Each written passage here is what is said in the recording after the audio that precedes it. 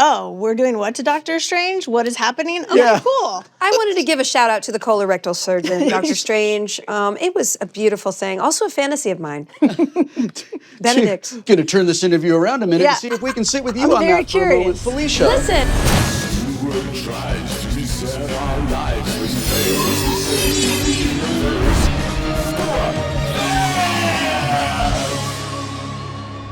Hello, everybody. I'm Felicia Day. And I'm Wil Wheaton. Welcome to the official Stuart Fails to Save the Universe podcast. Every week, we're sitting down with the creators, cast and crew, and pulling apart whatever brilliant craziness they came up with for that episode. We are talking about what the show is inspired by, what classic tropes it's riffing on, and where it goes completely off the map. This episode is called, spoiler, Burt Is Magic. It was written by Chuck Lorre, Zach Penn, and Bill Prady, and directed by Kyle Newacek. Those are, of course, the official details, but since every episode is proving to be a different universe, I am thinking of this one as the one I'm in. It is an episode you're in. That's why I think of it as the episode where my friend is a badass. Oh, thank you. Because you get to do a real magic battle, which is so cool. I'm kind of jealous. Pretty great. Yeah. This takes us to our legit spoiler warning. If you have not watched the episode yet, fix that. Go watch it on HBO Max and come right back. We will wait for you.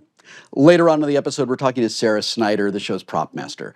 Every device, every fake comic book, every grimoire, every cauldron came through her department. But first, Wil and I are going to unpack this episode, 103. And since Wil Wheaton is in it, Yeah. I get to interview you. Oh, Wil Wheaton's coming in for an interview? Yeah. I'm really excited to welcome our very special guest, Wil Wheaton, into the studio and onto the couch. I am so pleased to welcome my friend and colleague, Wil Wheaton, who plays Wil Wheaton on Stuart Fails to Save the Universe. Thank you for being here, Wil Wheaton. I'm so happy to be here. I'm a big fan of what you usually do here. Do you like the set? Have you seen love it before? it. Yeah. It's almost like a deja vu situation. Yeah, it feels really good. Yeah, I'm so glad you're here. When I saw you in this episode, and I knew you were in the episode. Yeah. Bill Prady had sent me a little preview, and I was like, what? Right. But no effects were in. Okay. And when I saw your badass tattoo fly off your arm, I was like, oh, this is going to be a convo. It's like the most glorious moment for my friend in the world. How was filming this episode in general? Oh my God, Felicia, it was so much fun. When I read the script, the line in the script is something like, Wil Wheaton and Bert have an epic wizard fight. And I just took a picture of that with my phone and I texted it to Bill Prady and I just said, thank you. Oh.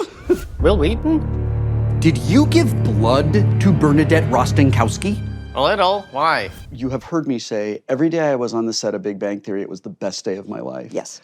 Bill is one of my best friends.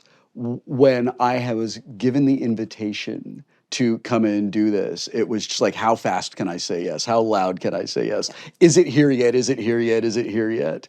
And, going through costuming and going through the table read and just getting to see my friends again. The cast kept telling me how excited they were that I was there. Well, you're and all friends with all of them. That's the cool part. It was very, very rarely do we walk on a set in Hollywood and know everybody and have kind of worked with them all before and just go like, hey, this is a pressureless environment where I could just be an artist. It's not dissimilar from when we did the Guild together That's and from right. when we did Tabletop together. Just that sense of, I'm working with my friends. We love what we're doing. We're also grateful to be here. And we're just gonna have fun. And it really, really matters that everyone is extraordinarily capable and incredibly professional. And there's just this kind of unspoken tide, right? Of okay, we're gonna goof off a little bit. We're gonna have some fun. All right, we're getting ready to roll. A lot of money's at stake here. We got to make the show. And it kind of settles back in and then it comes right back up. And it was really such a gift and such a blessing to be welcomed into that ensemble just for the couple of days that I was there. Well, it's so cool when you see a big budget network show, but it has the vibe of a community theater where everyone's there for the joy of it. And that's so rare. And it's definitely embodied in this episode. How did you learn about Stuart coming back or, Stuart Fails to Save the Universe existing?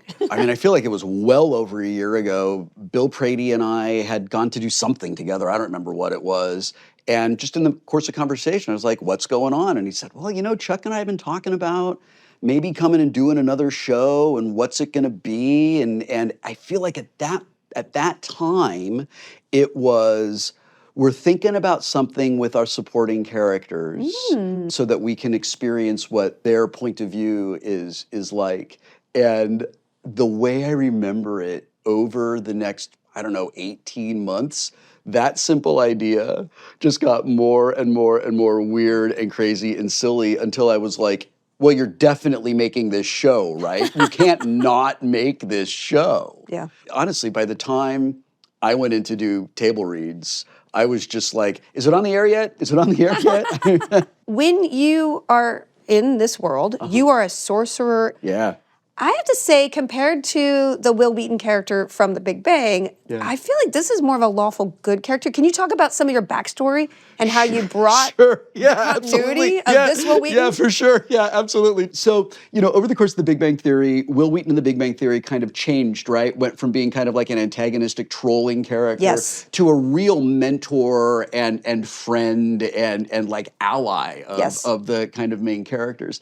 I think that this Wil Wheaton in this particular multiverse is much closer to the original Wil Wheaton. Oh, so he's an antagonist. Well, he's an enforcer, and he's not there to like have a friendly chat about what happened. Like from his point of view, he's sitting at home. He's probably playing whatever their version of Fallout 76 is, right? Maybe he's not like Wil Wheaton in real life. Nothing like Wil Wheaton in real life. He's eating a bunch of peanut butter pretzels that his wife's telling him are gonna like wreck his A1C, right? And then the owl comes in and is like, look, you're on the list. You got to go take care of Stuart Bloom. And he's mad. He's like, what are you doing? I was having a really great afternoon not having to deal with this shit. So it's like when he comes in, he's already impatient. He's already pissed that he has to be there. This is not the first time he's dealt with Stuart Bloom in this world. And so I just brought that in. Like, look, I have to give you an opportunity to say whatever it is you're going to say. And then it's just like, fine, fireballs, let's go. I'm going to get back to my game. Maybe the server won't time me out. Maybe I can get back in time to finish eviction notice before it's over. It's the kind of thing like, I got an appointment across town at 4 o'clock on a Friday. God, Culver City, are you kidding me? Just stab me in the eye. Or I'll stab you in the eye when I get there. It was just that kind of energy. Yeah. Oh, you stupid man. The guild sanctioned her for a reason. Oh, yeah, the dog. When I come through that portal at the beginning, they had me on this big practical thing that was like a Chapman crane for a person. So I'm standing on this thing. Like a pizza paddle? They just kind of shoved you there? Yeah, that like lifts me up. What? And then lowers me down and moves me forward. And I'm in that robe and there's like the wind. Like it is impossible to, you know me, I'm not cool. It is impossible to not feel cool. I bet. I mean, you look cool in this episode. And I was like, I know that guy. That's an act. Absolutely. She's a demon. Oh, she could be a little bitchy. I wouldn't call her a demon. There was a very physical role you had. I mean, actually, it's mostly an action sequence, which is kind of wild. Did you work out for that? How long was the choreography? How did that work, and how challenging was that? By the end of the day, my thighs were wrecked because it was up and down, Hussein melting me on the floor and then diving behind the things and all that. Oh, you idiot! Can't you see I'm trying to save the world? How did you work with the special effects people to know what you were doing so you could do it realistically? So I worked with Tom from Visual Effects and Kyle, the director, and Brian. We sort of like set each of us on either side of that rack of comic books. Tom had some ideas and he said, so what do you see your weapons being? And I was like, it's definitely a fireball. And I'm bringing and I said, I think that maybe I'm teasing the fireball up in my hand, right? And like kind of like just, I don't know. When I'm playing D&D, it's all in my imagination, right? Yeah, exactly. But I'm like, I think it kind of looks like that. And he was like, okay, I think I know what that looks like. Then there's one time where I'm like shaping one, kind of like this. And we actually did this thing a few times because I don't remember who it was back from Video Village was like, I don't feel the reality of the fireball. And I was like, let me try again. But that whole sequence where like I'm going like, shooting this and diving out of the way and all that. We choreographed all of it and it was just kind of like, well, we want the physical motion to kind of go back and forth like this. And it was almost like a dance between you and Bert. I mean, you're throwing things, you do, and then this octopus, okay, so you have to walk me through the octopus. Okay. I have known you ever since this thing got sketched out, like everything, Definitely one of the cooler tattoos I've ever seen. Oh, thank you. And you even have a friend who just joined us. So Look I've at that. got a cuttlefish up here, Oh, and so I've got a nautilus over here. Eventually, we're going to have a squid in here somewhere. But I love So great. cephalopods. I just think they're amazing, and I especially love octopuses. And that is such a gorgeous tattoo. So Thank you. was that written into the script? No. So let me tell you how this happened. In the language of television, tattoos mean you're a super tough gangster or you're a super cool guy. Yes. I'm not either of those Nope. things, right? So whenever I work in television, they're all covered up. Yeah. Always. When this day arrives,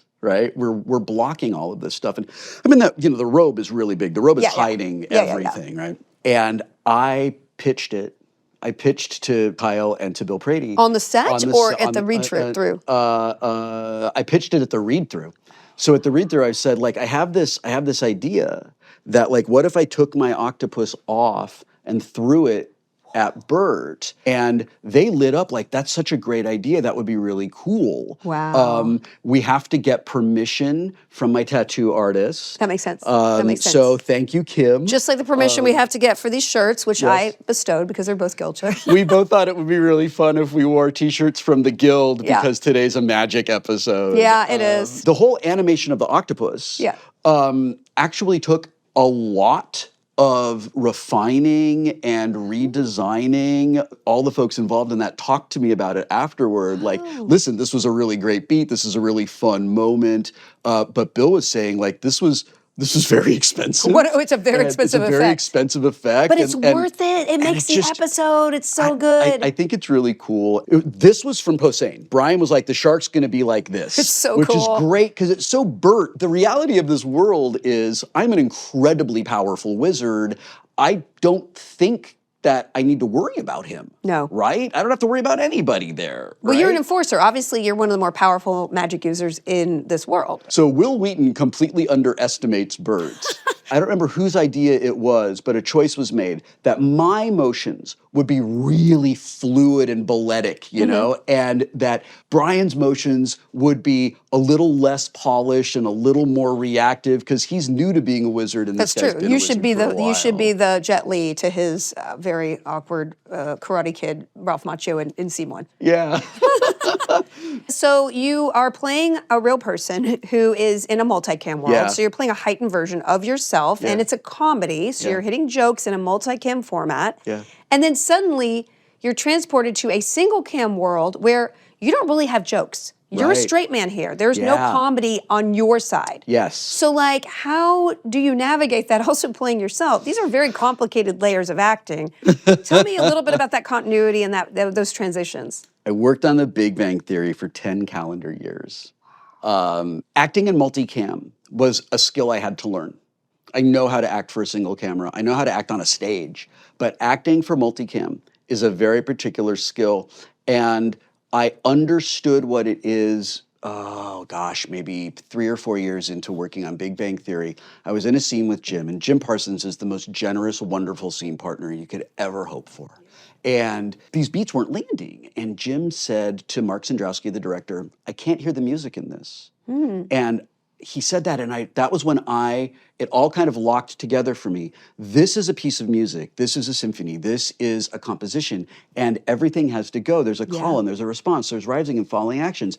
And those are in a real particular, almost pop music rhythm for multicam comedy. When you take the same characters and the same fundamental ideas, but you now move them into a single camera environment, you're no longer doing pop music. You're maybe doing Jazz. like jazz. Yeah, because or you know, I would love to do punk rock, but like you know, or metal, right? But the music is different. Absolutely. You're playing the same instrument, but you have to play it in a completely different way. In multi-camera, it's heightened, and we all know that the audience is laughing. The characters don't know the audience is laughing. So there's these odd pauses that feel weird on the set, but to the audience and to the audience at home, it completely works. Because they're part of it. Their laughter is part of it. Absolutely. So there's a rhythm that you really get used to. So when I came to play this guy in this reality, on this show, I went all the way back to the fundamentals of the character, the fundamentals of like what are his core beliefs and what is his core attitude. And look, for like, 2.5 pages in a script, it's not the most important thing in the world, but for me as an actor, it makes my performance specific, it makes it grounded, it puts intention behind everything that I do, and it lets me come back to like, this feels right or this feels wrong. Yeah. And the environment on this set was so supportive. Yeah. It was such an incredible freedom to create. For the first time in my career, I pitched a bit on the set to the director because I felt like it was allowed and encouraged. And I was like, I mean, if no, cool, no hard feelings, but like, I feel like I could probably take a risk without getting in trouble for having the audacity to take a risk. Well, that's, I mean, I hate to toot our horns, but on the Guild, you were such a collaborator. So I think we had scenes that we reworked completely because we worked it from your character point of view. I'm writing from my character's point of view. And the collaborative process is such a gift that we don't actually get to use in the high stakes world of, my God, just get me one job a year kind of thing. And I know that you've stepped away from acting a lot, which I think is a tragedy, but I'm really supportive of you to do what you want as an artist. Yeah. Did this experience kind of renew your faith in that part of you, or you're just like, I would like to do this again just for you, Bill? It reaffirmed for me that I want to work with my friends. I want to work with people I love. Yeah. I want to work with people who make me feel special for being there, that I'm not just a line on the production report. And Bill and Chuck and Zach and Kyle, they really create that environment. And I think it makes a real big difference. Yeah. As I get older, I really, really appreciate the privilege to work with people to make something who really want to be there. The two greatest things that came out of Big Bang Theory for me, my friendship with Bill Prady and my friendship with John Ross Bowie. I mean, just like these guys mean so much to me.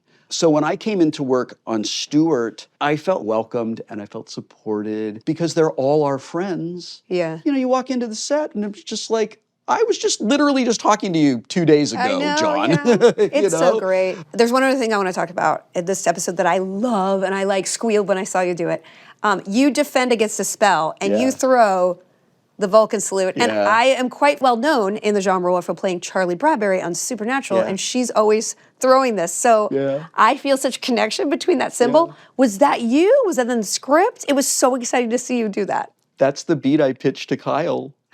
We were sort of choreographing that fight. I cannot remember if it was Poseidon's idea to like sort of do that, because right? He's so metal, which is so perfect.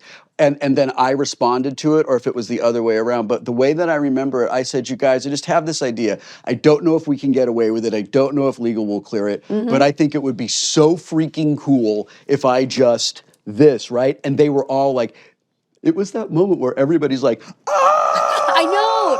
Right? That's what I felt when I saw it. So we were like, okay, let's do it. We do it and cut, reset, do it, cut, reset. And then Kyle says, I really want you to frame your face so with good. that, which to me said, oh, wow, Kyle's going to make a moment out of this. Oh, yeah. And it felt to me like one of those things where there is a large portion of the audience that's just going to go, ah, when that happens. So you have a very sad death scene here. He immolates you from the feet up, which is just, it's not okay. I didn't like to see It's rough. You really feel all of it. Yeah, you it's do. Better if you're going to get disintegrated, you really want it to go head first. Yeah. Did you pitch, hey, maybe I'm not dead. I have a phylactery in the other room.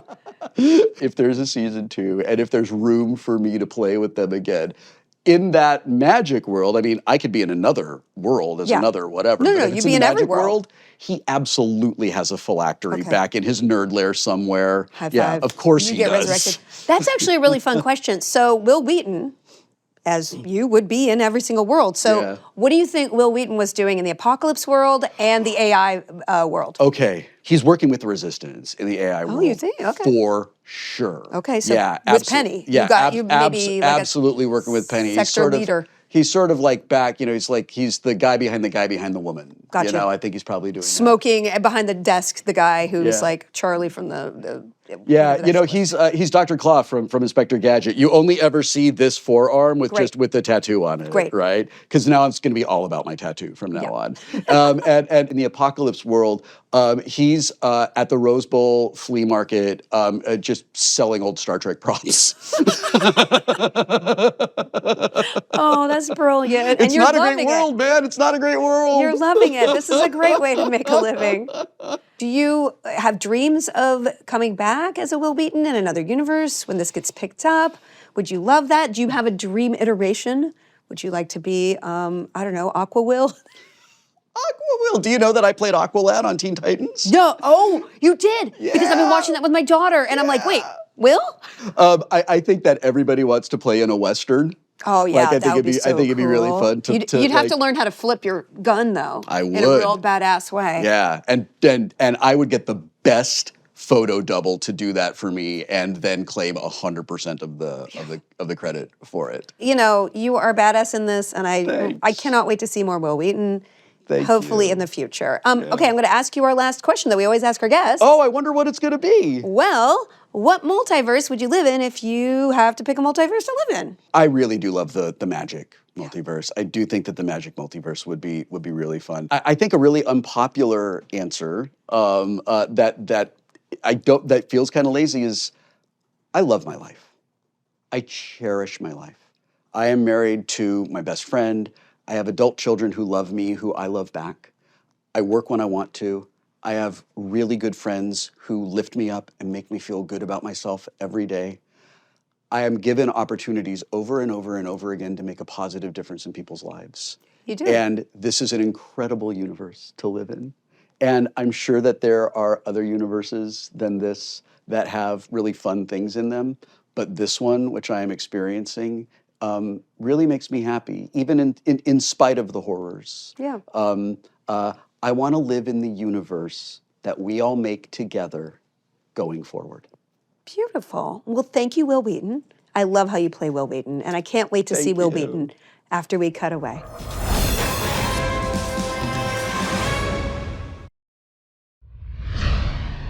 Gosh, that was a good interview by me. Yeah, what a wonderfully generous guest you had. But when the cameras are not rolling, Yeah? fucking diva. Coming up, prop master Sarah Snyder. She's responsible for basically every object an actor touches on set. Yeah, and on this show, that is whatever each universe throws at the gang.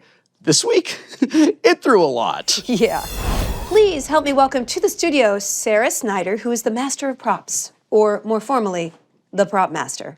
Hi, Sarah. Hi. Welcome. Thank you for having me. For everyone at home who might not be familiar with everyone's behind-the-scenes jobs, what does a property master do from start to finish? We'll obviously read the scripts. We'll break down each prop, and each prop is something that an actor holds in a TV series or a movie. Typically, it could be any size. It could be coffee mug size. It could be device size. Whether it's a chair or a couch, that's usually a set dressing piece, so that's not me, so it's always something holdable. And what got you into this line of work? Like, how did you intend on doing this job? Because it feels like something, I don't know, all the behind the scenes jobs on a movie set or a TV set are so awesome, and yet people don't get to see them, so it's not like a little kid's gonna be like, that's my dream. Correct. I actually totally fell into it. I was a waitress, and I started working at a prop house, and I just like doing props, and I like making money, so I just started doing it. Perfect. Have there been any really memorable props that you've gotten to handle before this show? Yeah, there was a TV series I did a long time ago called Made for Love, and it was like sci-fi, different like world. So most of the stuff was made, and the manufacturing of it is pretty cool. So yeah, let's turn our eye to the quantum interference device, also called the Leonard Sheldon device, also called the QID in my notes. How was it manufactured? How was it conceptualized? How did it get to be right in front of our faces right now? So we'll get a script, obviously, and then production designer will start, the art director will start, and they'll start concepting before I start. And if they have like an influence on what they would like the direction of the props to go, they'll do concept art.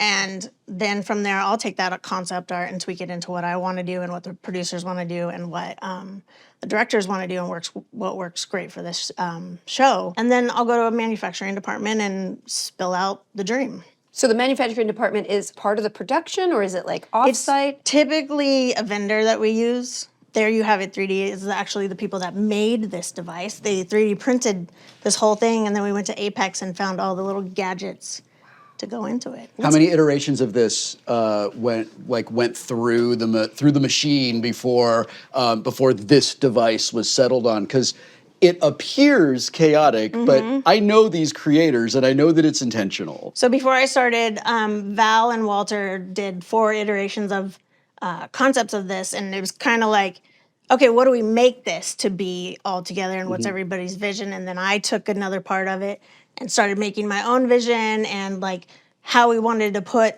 the old school IBM stuff in it and just buttons and randomness that the actors would have found at Caltech Sure. to put it together to make a device that alters the universe. Well, I know that Bill Prady worked at Radio Shack at one point in his life, Yes. so this feels very Shack inspired. Yeah. I don't Yeah, it's know. very I'm throwing it out kitbashed. there. It is. It's definitely very kit-bashed. It's pretty cool. When I was working on Star Trek, I didn't get to handle the super cool props as often as I wanted to. Like mostly what I got were like the proto iPads, which they were just resin. There was nothing fun on them. Yeah. Every now and then I got a tricorder, right? And I just wanted to play with it all the time. And they were like, you gotta save the batteries, which I get now. But back then I was like, come on, I'm having fun. How much of this is practical? How much is there for the actors to futz with? And is that by design? It is totally by design because in the show, there's a certain algorithm to get it started. Now, do I remember what that is? No, because I wasn't on set all the time. But there's like, you push the buttons, you push these buttons, and then, at a certain point, the prop guys in the background are hitting buttons to light it up. Oh, look at this! Okay, that's rad. That is super rad. I never I did noticed not expect that we were going to get this. know. This is actually incredibly cool. So we have a little remote that sets off all the little lights. We have this blue column that goes on and off. It's very bright. And then we Right. have the front where the actors kind of turn on and off the machine.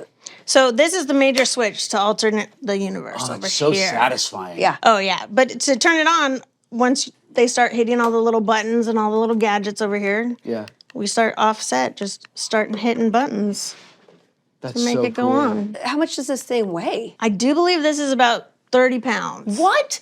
Are there different versions? We talked with John Bowie. He can confirm that there is a Doctor Who amount of running in some of these episodes, and they got to carry this thing. Yeah, so this one is actually the hero one, and it's the heaviest of them all. We have another lighter version that has less insides to make it do things, which is probably around 20 pounds. And then we had rubber ones built because they get thrown, they get dropped. Oh, yeah. Those ones actually, I do believe, are 5 pounds heavier. Yeah, I was about to say rubber is heavier. Yes. Yeah. Because the density of it all, it's heavy. Running with 30 pounds, that must have, he was not acting. We did also have a couple versions of it where it was just a foam block. Yeah. And visual effects took over later because they're also for safety. Like sometimes they're running and you just don't want anybody to trip and fall and hurt themselves. Yeah. So this is the hero, and then we had a second hero, and then we had 2 rubbers. So there was 4 picture perfect ones and then 2 foam boxes. We are doing a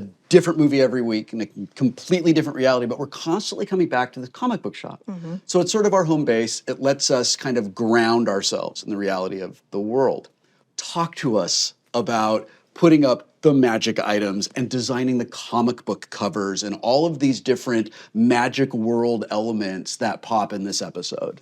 Yeah, Miley, the set decorator, she's amazing, and she did such a great job, especially on the magic episode. Like adding the books of the deads, like if you're watching the series, there's actually more that we've made that were rejects. And then the comic books, thankfully, because I had so much going on because it was a different world every episode, thankfully the art department helped me out with all of the comic books, but that was just fun in itself, watching them evolve into, oh, we're doing what to Doctor Strange? What is happening? Okay, Yeah. cool. I wanted to give a shout out to the colorectal surgeon, Dr. Strange. It was a beautiful thing. Also a fantasy of mine. Benedict. Going to turn this interview around a minute Yeah. and see if we can sit with you I'm on very that for a moment. I mean, there's like nothing was just tossed out there. No. Everything is so specific. And for me as an actor on the set and for the regular cast members, it's like a gift. It's like you get to walk into this like incredible toy store and just play with everything. Yep. What is one of your favorite things? I mean, the device is definitely one of them. The Book of the Deads were pretty cool. Making those happen, my assistant Krista, she made the hero one. Yeah. Because you can't just go buy one of these books because obviously somebody else has created it. So you can't. Illegal to use human skin. Yes, we Yeah. don't do that. No. You can't just pick up the Book of the Dead at your local bookshop You cannot. because of the man. Yes. Making these props and seeing what they turn into is just so cool. Like watching my assistant put leather on a book and binding it up with this head underneath. You're like, who's gonna like this? This is so weird. The one with the teeth is cooler, but it became the head. Like, It feels very, very inspired by Evil Dead 2, Army of Darkness. I think we all were like, oh my God, look! yeah, we had made 4 different looks of Okay. different books. Yeah. The first iteration was too high, so we cut the head in half and then put it back on, and then Yeah. there it was. You know, on a typical Tuesday, you've On a had a typical skull in Tuesday, half. yes. What kind of shows have you worked on before?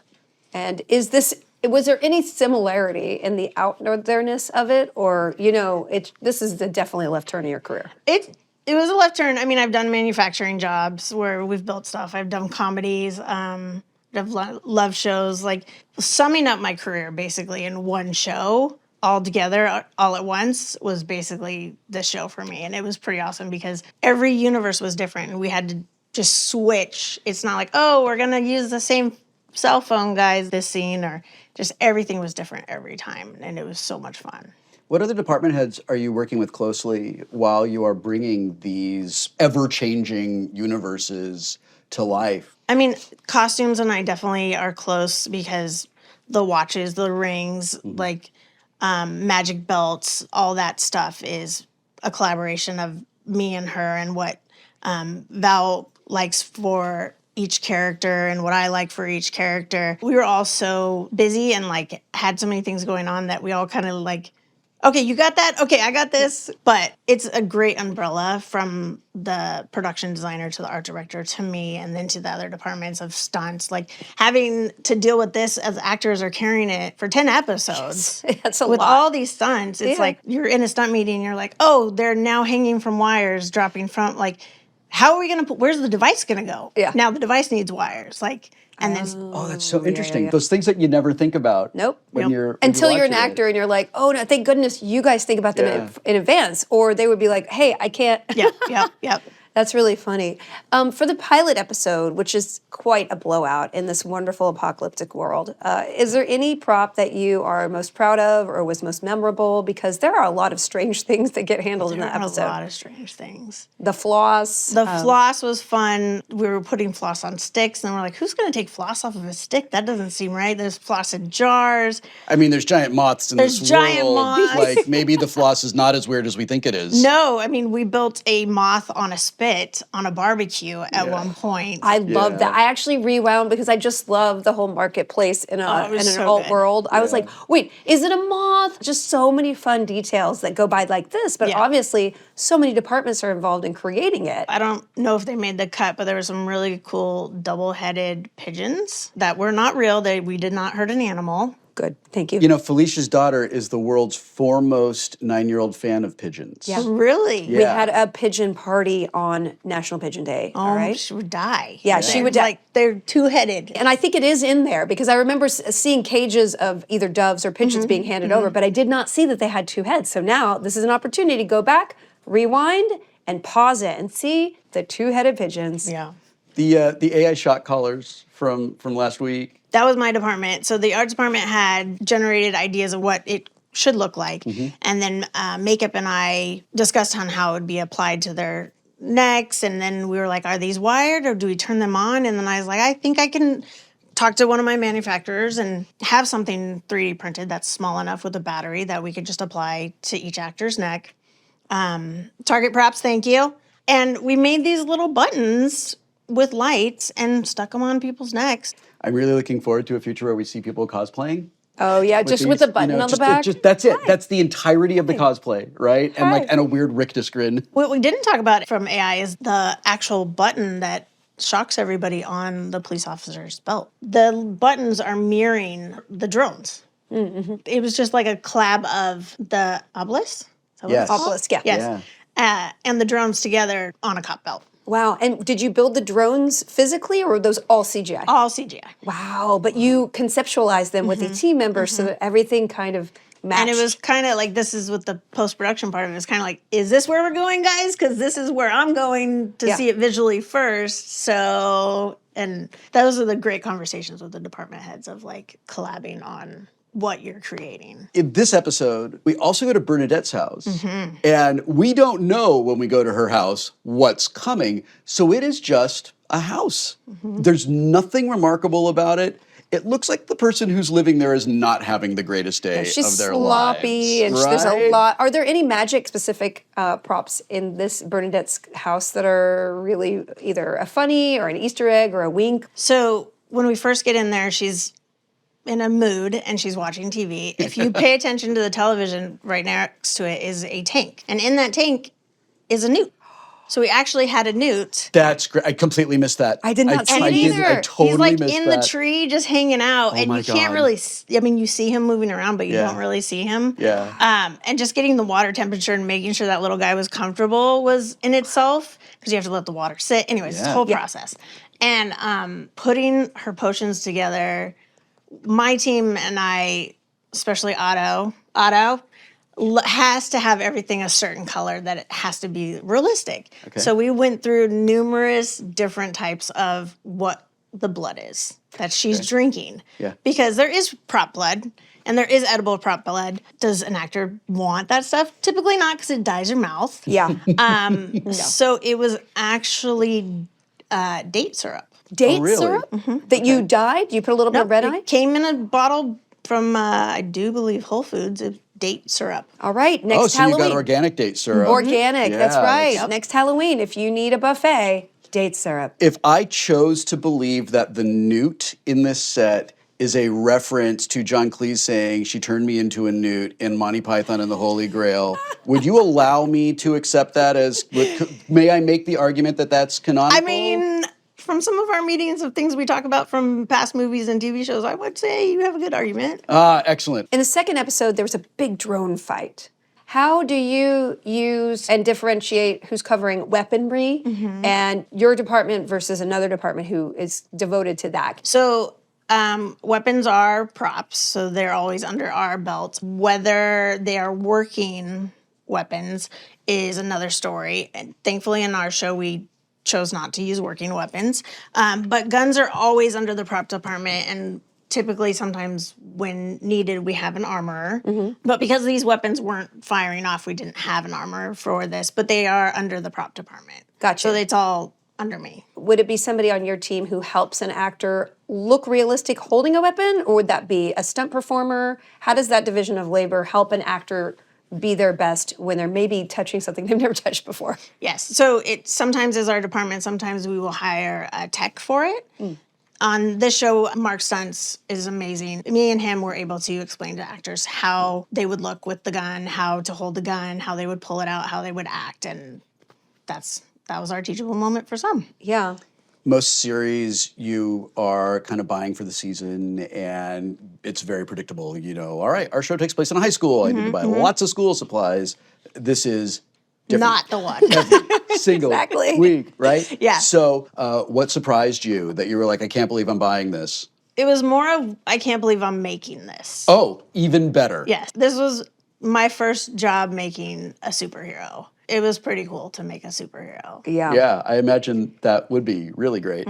Episode 3 is full of wonderful moments for so many characters, but Denise has one of the more underappreciated scenes, but hilarious still, in that bar. Yeah, so the bar set, typically set dressing will bring the glassware and dress the set.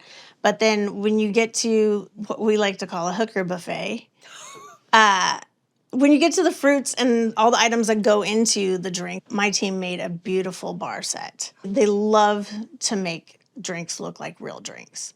And I was looking at the scene and I was like, what is on that drink? And my assistant Otto goes, it's baby's breath. And I'm like, you put baby's breath in a drink? He's like, yeah, it was a garnish. And I was like, it looks amazing.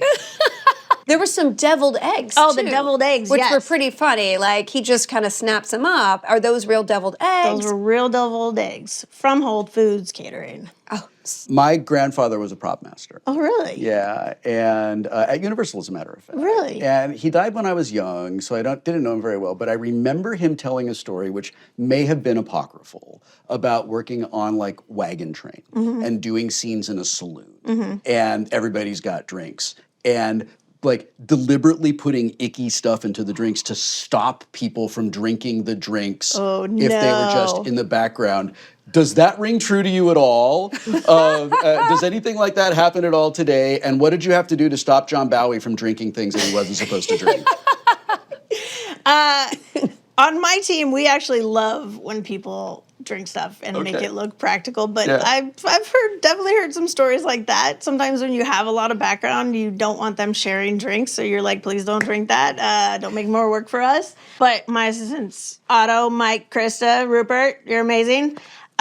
They love to put real ice in drinks and make it condensate and make it look real. Nobody wants to see fake ice at the bottom and there's water at the top and you're like, those things aren't floating. What's happening here, guys? Dealing with stuff like that was actually very easy on this show because all the actors are lovely and nobody really had big allergies for anything, especially later down the road when they're eating weirder stuff besides deviled eggs. But the bar scene was really cool because it looked amazing and special effects and visual effects and I dealing with the bottle just floating out of the air and the work that got put into that where there's a special effects guy actually holding like a trash grabber to make sure that that thing's doing what it's supposed to do and then visual effects takes over later and basically cleans up that trash grabber and you never see it on television. We have been on a lot of different sets with a lot of different people throughout our careers, right? And you can tell when you walk, you get a vibe like that. You walk into the set, right, and think, this is going to be great, or, oh, man. yeah, this is janky. Yeah. When I came into the set, it felt like season 11 of Big Bang Theory, right? It felt like all these people love and respect each other. Yeah. Everybody's really happy and excited to be here. It is not lost on me that you are calling out the people who you worked with and you are appreciating people when you don't have to do that. No. This was honestly, not to brown nose at all, but the best experience I've had, and I've been doing this for 18 years. Like, the crew was amazing. There was not one person that you just didn't want to walk down the hall with. And it comes from the top. I mean, Chuck, Zach, Bill, like, even the directors, Kyle, like, they're amazing, and they do great work, and it was so much fun. Yeah, like, it was a lot, but it was so much fun. I imagine that frees you up, right? Because like you don't have to go fight for anything. You just get to go like, can I just pitch this? Yeah, yes. There are definitely those shows where something is written and then it's taken down because it's budget-wise or whatever, and this was not that show. This was, we are making something really fucking cool. Yeah. And we did. Everybody who was brought to the table was great at their craft. I can't wait to go, like, I want to go back. Like, that's like, we all keep on saying, let's bring the band back together because that band was fucking cool. Because you're in the Warner Brothers, sort of under the Warner Brothers umbrella, you get access to like the Warner Brothers film library and DC Comics and like all of this stuff. Yes. So like you, if I understand this correctly, you could walk in to just any of these places and be like, yes, I would like this incredible piece of IP and I would like this thing that would never get cleared if we were in another network and stuff. I brought Kevin's clipboard back to life from the Big Bang. I love that. It wasn't kept from the Big Bang, so I had to recreate it. Yeah. And the screenshots that I could get from watching it again was like terrible. Like you can't freeze it in the right spot.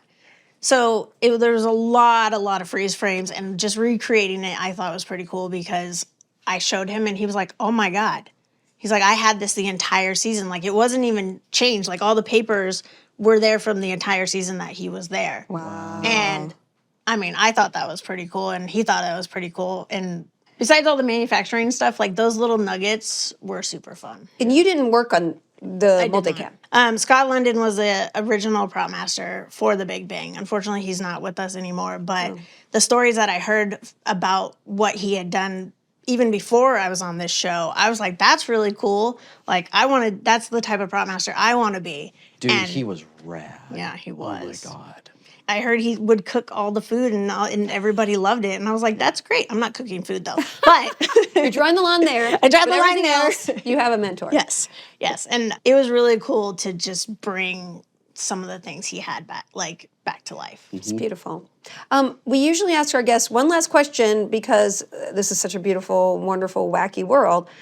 If you were to pick one multiverse to live in, any multiverse at all, what multiverse would you want to live in? I was really thinking about this. Definitely the Magic Land. Ah, yes. Right? It's this episode. 1 and 2 are cool worlds. Yeah. Wouldn't want to live there, No, right? terrifying. Terrifying. Terrifying. And there's a couple other terrifying ones. They're all cool, but definitely to have magic. Yeah. Well, you created so many worlds, and we can't wait to see more of the worlds that you helped create. Thank you so much for being Thanks here, for Sarah. having me. The enthusiasm that Sarah has for her job and just the incredible joy and excitement of, I got to do this thing.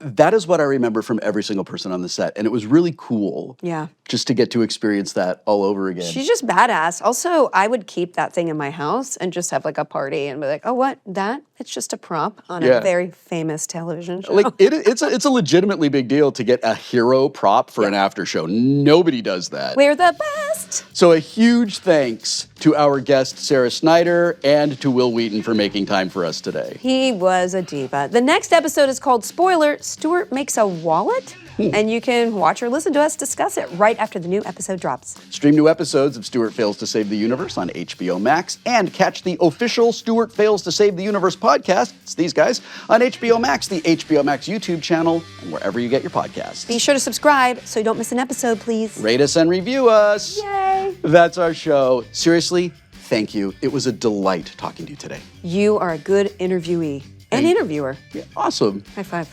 Bye. See you next week. See you next time. This has been an OBB sound production for HBO Max, co-hosted by Felicia Day and Wil Wheaton.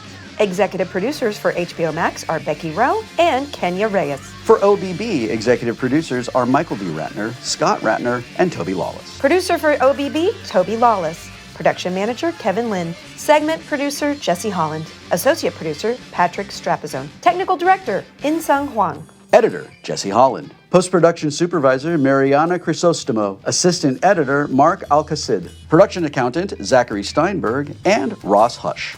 Director of photography, Heath Gresham. Production designer, Liz Klakowski. Set designer, Aga Shostakowska. Lead man, Kevin Fallon. Set dresser, Robert Pound, Brian Kim, Shabazz Burwell, and Zachary Taylor. Sound mixer and editor, Josh Falcon.